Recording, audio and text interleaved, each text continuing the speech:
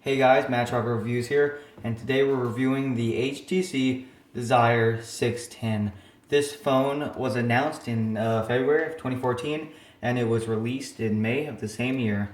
I got it about almost a year ago. I got it in February of 2015, and right now it is December.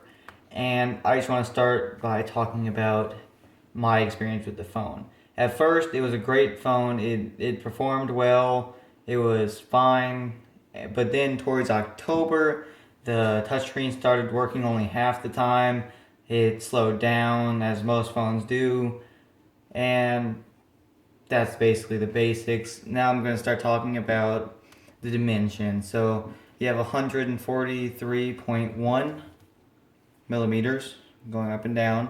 You have 70.5 millimeters across, and then you have 9.6 millimeters in width.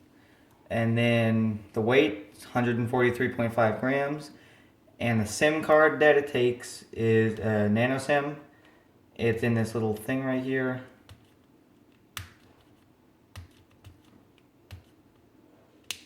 Right there.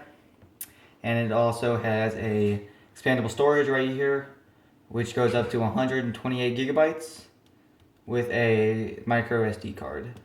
Now, since it's right here, you can probably assume it's not a movable back, so that means you can't change out the battery. The battery is a 2040 milliamp battery.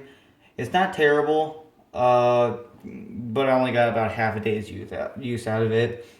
And yeah, so it runs on Android OS. The highest it goes is 4.4.2, which is KitKat. It doesn't run Marshmallow. It has a Qualcomm Snapdragon 400. It is quad core, 1.2 gigahertz, Cortex A7. It's an Adreno 305 GPU. It has 8 gigabytes of internal storage and has a gigabyte of RAM.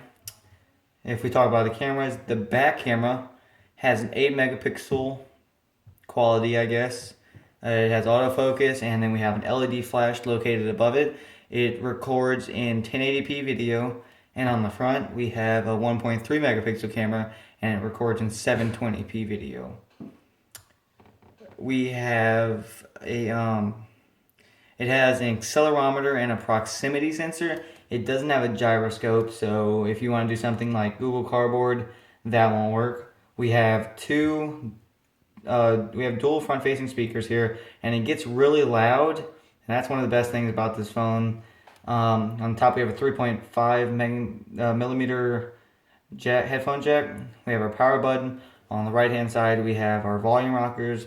On the bottom, we have a micro USB charging port, and it's upside down. We have this is the housing for the nano SIM and the expandable storage, and that's it for the externals. If we turn the phone on, you can see it gets really bright.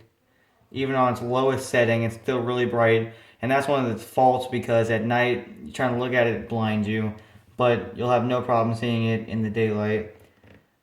On the Geekbench, maxing out the CPU, it didn't do so well, but it was alright.